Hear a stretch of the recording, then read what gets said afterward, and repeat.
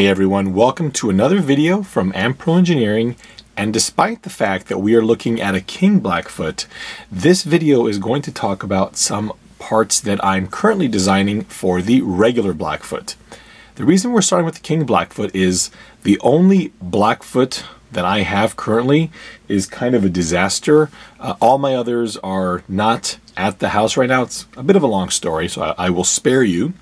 I don't really mind starting on the King Blackfoot because some of the items that I'm currently designing are taking inspiration from this truck. Those of you who are not familiar with the King Blackfoot, it is the last iteration of the ORV or off-road vehicle chassis before they moved away with it and brought out the, I think it was the Blackfoot Extreme, was the same body on a new chassis. What I actually brought you here for is to show you some images of the CAD models I'm working on. The reason I'm showing you images is the CAD models are going to change. So this was a good idea to show you what I'm kind of working on. And honestly, I'd love to hear some of your thoughts on this, but the video will help me explain why I'm doing what I'm doing. The first thing I want to talk about is the front suspension. Okay, on the King Blackfoot, you've got this double wishbone suspension, and it's okay. You know, you've still got your bump steer. Granted, not as bad as the regular Blackfoot, but this is by no means a performance or racing truck. This is still a toy. So on this particular version, this plastic is quite pliable. On the regular Blackfoot, and again, I do apologize because this is the only disaster I have right now. This is my Mud Blaster project.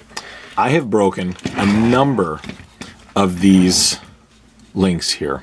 I am a very reserved driver, and it always blows my mind how even the slightest impact will splinter these things. So I've created a direct replacement for both the upper and the lower arms. It will be compatible with both the Blackfoot or the monster truck version, as well as the Frog and the smaller truck version. The reason I'm making two different ones, even though they're identical, is you really can't see it. But those of you familiar with the Frog and the Brat and the Lancia Rally know that the spring is mounted internally in the front bulkhead. On the Blackfoot, that's no longer necessary, so you can have, and the reason why I'm taking them off on one version is it's a little bit cheaper. Anywhere where I can reduce material, it makes things a little bit better. And secondly, I've bought 3 of these used where this piece is completely annihilated.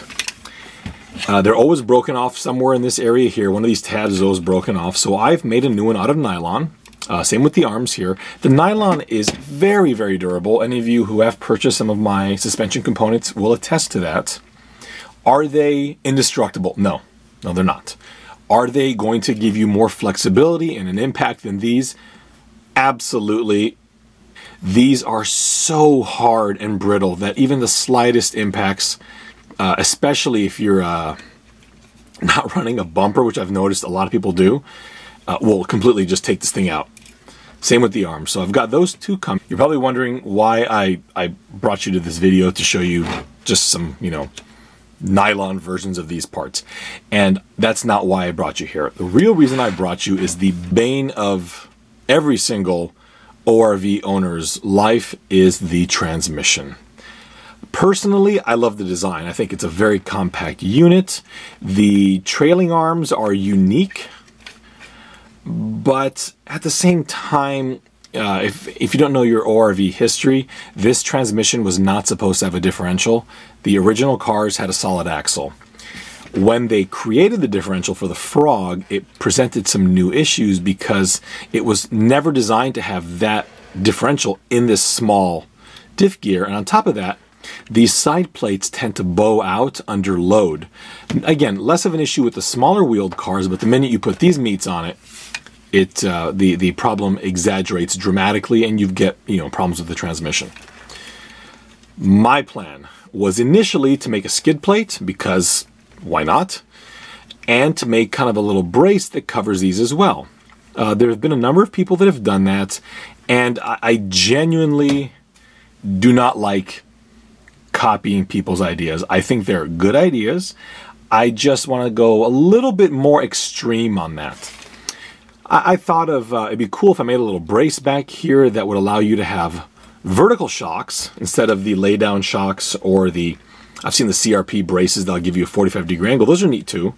And I said, well, it'd be really cool if I had vertical shocks, but that poses another problem because when you press the shock absorber or the swing arm, the arm does kind of a rotation.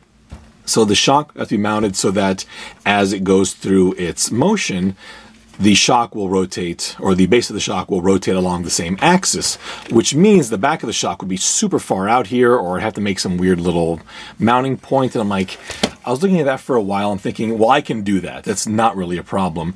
But then it occurred to me, why are you even using the trailing arms?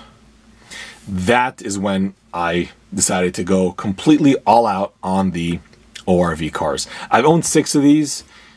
Maybe 7. How many do I have? 1, 2, 3, 4. No, I have 6. I have. What the hell's wrong with me? This is my 6th one, and I decided, okay, these arms I'm not going to use anymore. On an earlier video, you may have noticed a little metal brace here that I've put in, and for the most part, that's the only upgrade I've done to my ORV cars. When it comes to my Blackfoot or my Monster Beetle, which tend to get a lot more use, a lot more heavy use than my smaller wheeled cars, I decided, you know what, I'm so tired of making hard turns and watching this tire pull up in the air, watching the rear suspension buckle under, and then ultimately the car will... Okay, I'm tired of that. Even as a kid, I know there's certain endearing elements of these cars. That's why I'm not going to change them all. But for the cars that I drive often, for me, it's getting tiring. What I've decided to do is toss all this and basically take the geometry down here, create a base, kind of a bulkhead that bolts to 1, 2, 3 screws here, and allows the addition of a double wishbone rear suspension. I'll show you an image of that design shortly. You may be thinking as well, okay, that's awesome, or that I'm an idiot, and hey, you know, you're entitled to your opinion, whatever works, man. If you are one of the ones that likes that idea, then feel free and keep listening. Currently, the suspension, all of the forces do not go through the transmission unless you bottom out the car. All the impact force goes through the chassis in this area here. By removing these arms, you're only going to have 1, 2 mounting points, and that is definitely not strong enough. So, I mentioned that the King Blackfoot is here for a reason. Let's roll him over here. What Tamiya did on the King Blackfoot, again, if you have the King Blackfoot or Super Blackfoot or this, some kind of weeds in here, apparently. You see I drive my stuff all the time. All right, that's better. You can see that we do have a double wishbone rear suspension here, and a reasonably good one. These are really good transmissions. I've never had anything wrong with this tranny, and I can't even tell you how many miles this thing has.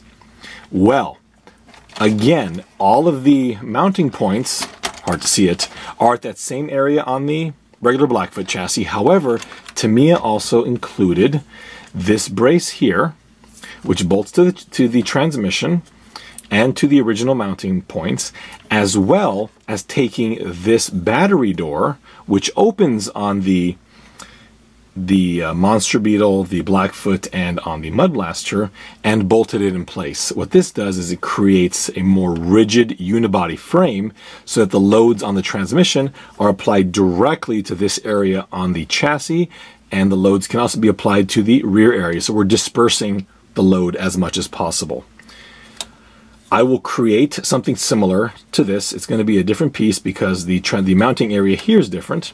So this will be locked shut, and I may or may not use a door like this. This is kind of idiot-proof, but then I'm making you buy this screw, and I don't like that. I'm thinking like a folding door that just has a body pin straight through it. The folding mechanism will be a 3D printed assembly. So you just screw it in place and the door opens. And I think it'd be kind of cool because I was going to do something where when you close the door, if it folds down, the battery cables get sandwiched on top of it so that no longer you're going to have this nonsense where the battery cables are just dragging down. That's the basic idea. So let me show you some images of what I'm talking about, and hopefully you can see it kind of fourth dimensionally, and hopefully it all works out for me. I'm taking a bit of a gamble because right now, I mean, I could print this stuff out and it'd be a disaster, and I go, ugh, Great. Why did I even show you? But I'm pretty optimistic about this, so let's move forward. Let's begin with the simplest of upgrades. These are just nylon versions of the existing arms that you would find in your Brat or your Monster Beetle. They're just going to be a lot more flexible than the stock units. However, the Monster Beetle, the Blackfoot, and the Mud Blaster don't need those vertical pegs, so there's another version of them here that provide the same operation, just a little bit cheaper to print. I did forget to mention this one here. These are a set of Mud Blaster upright body mounts for the rear of the chassis as well as the front. You'll see the fronts in a moment. There were a couple of elements I didn't like about them, and now with the advent of the re-release Monster Beetle and Blackfoot, I'm finally able to actually move forward and build myself a Mud Blaster. I also wanted to mention that this is an assembly, so what you're looking at are the verticals, the vertical body mounts, as well as the horizontal support. That brace is available separately because I know how often they break. In fact, if you look closely at the video of my Mud Blaster project, you'll notice that mine is broken. I think 3 or 4 of the ones I've owned have been broken, so the nylon version is going to be much more flexible.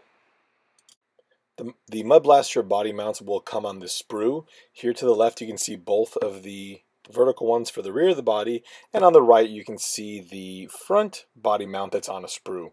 These have larger bases at the bottom of their mounts to make a little better of a resting spot for when the body is on the vehicle.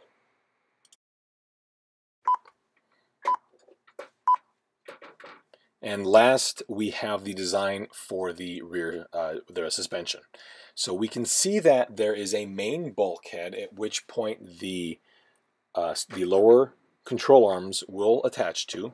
Much like many of my designs, you're going to use a screw pin to thread into that, and this is very similar to how Tamiya would have attached the arms on the Super Blackfoot or the King Blackfoot. On top of that, you do see that the shock tower is attached to the rear of the bulkhead. Now these are a single printed piece. The reason I did this is in that area I clear the motor with both shocks. In fact, there's a very, very good amount of clearance, so if you do have an adjustable motor mount like CRP made, it'll still work fine. More importantly, the 2 screws at the bottom corner of the transmission as well as the top corner of the transmission, or I should say the middle of the transmission, are directly vertical with the shock tower so that your load is being better applied. There are a couple of diagonal braces that will help prevent flexing and cracking of the shock tower. Both of the arms are interchangeable so that it's a lot easier to get replacement parts if you do have an issue. I did mention that this is a prototype bulkhead. There are some things that are going to change. For example, I don't have the brace under the chassis done yet, but that is going to come pretty soon. The shocks that this is going to be spec'd to operate with are 80mm units, which are the same as your factory shocks, so you can reuse the same stuff that you have, stand it up, and you will actually get more range of motion than the original setup. More importantly, the center line of the dog bone or the hex drive shaft is directly in line with the lower and upper pivot points of this transmission. Therefore, if you've found that your dog bone is flying out on a Monster Beetle or on a new Blackfoot, this is no longer going to happen with this car. At least that's the plan. I've got to do some more testing. Of course, this is only existing on the computer right now. But because the dog bone and the upper and lower arms move at the same rate, about the same pivots, which are, it's hard to explain. I show you a better image here. But basically, the pivot points for everything have been aligned around an axial rotation point, which means as the suspension travels up and down, the center of the dog bone does not move. Unlike with the trailing arm, where it will move outward and inward depending on where the trailing arm is. Hopefully when this is all printed out, it'll make a heck of a lot more sense. So I'm really excited to print a prototype and then order my nylon pieces and get jumping. I hope you enjoyed that information. I know this has been a bit of an odd video. I haven't really ever shown you just images of my plans before, but I think right now it's not a bad idea to show you what I'm hoping will work and maybe you'll flat out go, hey, you completely missed something that's going to screw something up, or you might say, hey, that looks great, why don't you do this? That's where I get a lot of ideas, is when people say or mention some design idea that I had never contemplated. I do appreciate you watching the video. I've got a lot of stuff coming up. I've got Project Hornet 2 that is making its rounds here. It's coming along very nicely. I've also got Project Hornet 3. Yes, these are never ending, which also has got its decals coming along. So those will be fun. And my favorite one is wiring up the Willys Wheeler. To those of you who have not seen that one, let me just drag Willy over here. The lighting video I'm going to do on this vehicle, I was only going to show you how the lights turn on, but I've had a lot of people ask me how I wire this, so I might as well just suck it up and do it on camera so you can see all of my mistakes. If you enjoyed this video, please like it. Also, I would love for you to subscribe. I try and upload videos maybe 1 or 2 a week, maybe sometimes more, so you'll be notified very quickly. If you have any questions about some of my designs, please feel free and leave a comment. I will get to them as soon as I possibly can. You can find any of my products, and eventually these products, you can find them on my storefront at Shapeways. There's a link at the end of this video as well as in the description. Also, if you're on Facebook or Instagram, you can find me at Ampro Engineering on both. Again, a link at the end of this video. Please check out the band Blue Pinto. They are the ones that supply all of the audio for these videos. Fantastic group. Please go ahead and support your local artists. Thank you so much, and we will see you next time, hopefully with some double wishbone suspension on what's left of this thing here.